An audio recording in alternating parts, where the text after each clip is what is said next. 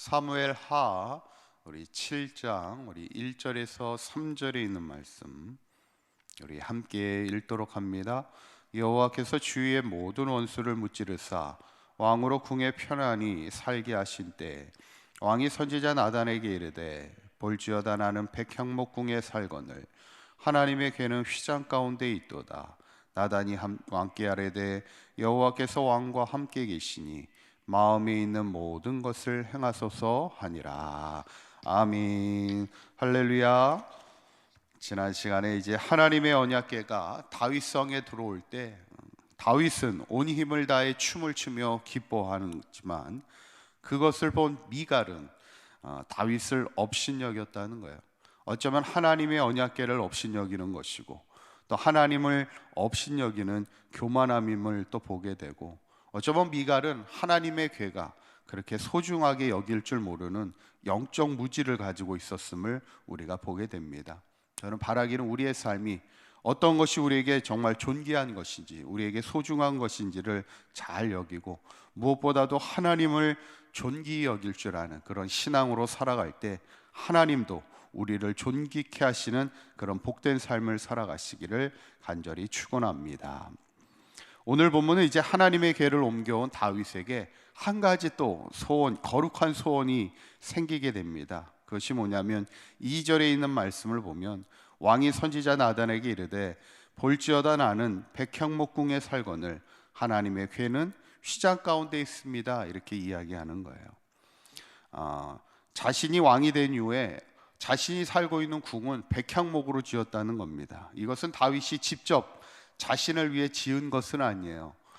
많은 전쟁을 통해서 특별히 두로 왕이었던 히람이 자신의 민족을 보호해 주었던 그 고마움으로 다윗을 위해서 두로 왕 히람이 백향목 궁을 지어줍니다.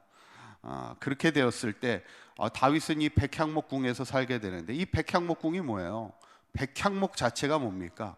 일종의 수입, 아주 좋은 목재입니다. 수입 건축 자재인데 그 백향목으로 지었으니 얼마나 좋은 집이겠어요. 그런데 다윗의 마음은 어때요?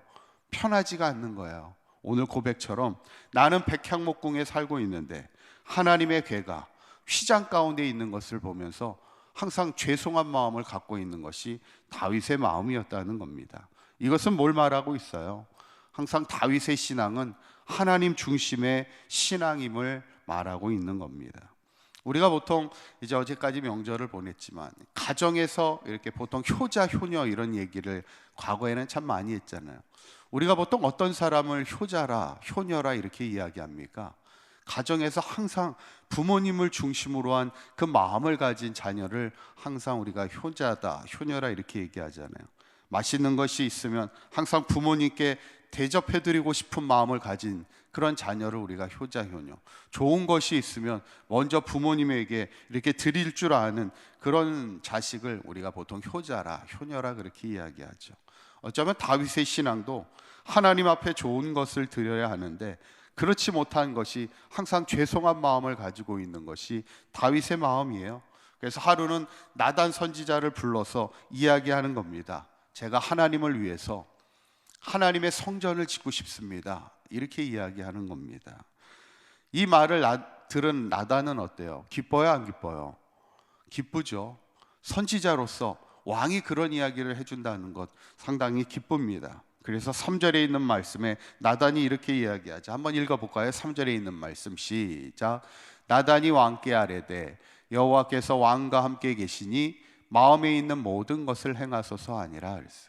당신이 마음에 있는 것을 행하라는 거예요. 당신이 생각하고 있는 것을 행하라는 거예요. 이것이 하나님의 기쁨이 될 거라 이렇게 이야기합니다.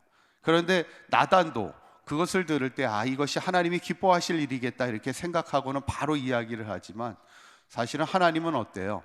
그렇지 못했어요. 안타깝게도 하나님은 그 마음이 달랐다는 거예요. 그날 밤에 하나님의 말씀이 나단 가운데 임할 때 5절 6절에 있는 말씀을 보면 하나님이 나단에게 이렇게 이야기합니다. 가서 내 종 다윗에게 말하기를 여호와께서 이와 같이 말씀하시되 내가 나를 위하여 내가 살 집을 건축하겠느냐. 건축하겠느냐는 말은 뭐냐면 건축하지 않아도 돼 이렇게 이야기하는 거예요. 그러면서 왜냐하면 6절에 보니까 내가 이스라엘 자손을 애굽에서 인도하여 내던 날부터 오늘까지 어떤 내가 정한 집에 살지 않는다는 거예요. 항상 장막과 성막 가운데 두루 다니시는 하나님이시라는 것을 우리에게 말씀하고 있죠. 그래서 나는 어떤 정한 집에 살고 있는 하나님은 아니야, 이렇게 이야기하면서 나는 항상 이렇게 두루 다니는 하나님이심을 말하면서 너가 나를 위하여 굳이 그 정한 집을 만들지 않아도 돼, 이렇게 하나님이 말씀하는 거죠. 그러나 하나님도 자신을 위하여 그 하나님의 성전을 짓고자 하는 그 다윗의 마음을 보았을 때 하나님의 마음도 어땠을까? 하나님의 마음도 기뻤다는 것이죠. 비록 나를 위하여 집을 짓진 않아도 돼, 이렇게 얘기하고 있지만 다윗을 향한 하나님의 마음도 기뻐하죠. 그래서 하나님이 다윗을 향하여 축복의 말씀을 쭉 하십니다. 이제 그 이후부터는 다윗이 받은 축복의 언약에 대한 이야기예요. 그 시작이 뭐냐면 9절에 있는 말씀입니다. 9절에 있는 말씀 한번 읽어보시죠. 시작. 내가 가는 모든 곳에서 내가 나와 함께 있어 내 모든 원수를 내 앞에서 멸하였은즉 땅에서 위대한 자들의 이름같이 내 이름을 어떻게 해준다고요? 위대하게 만들어주리라, 이렇게 말씀합니다. 지금 하나님이 다윗에게 내가 너의 마음을 알겠어, 그러면서 그를 향해 축복의 말씀을 하는데 내 이름을 위대하게 만들어주겠다, 그렇게 이야기합니다. 그리고 나서 이제 내일 우리가 함께 나눌 말씀이 뭐냐면 그 유명한 다윗의 언약입니다.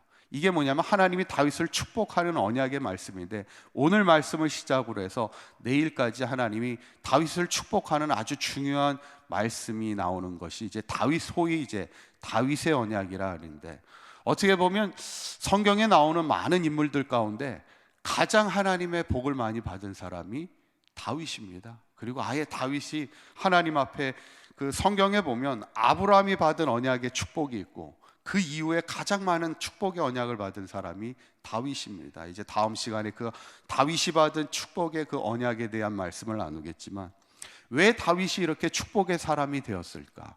분명한 것은 다윗은 누구보다도 하나님 우선의 신앙을 가졌고 하나님 중심의 믿음을 가지고 살았던 인물이 다윗이었다는 것이죠. 오늘 본문을 보면서 다윗의 고백은 그겁니다.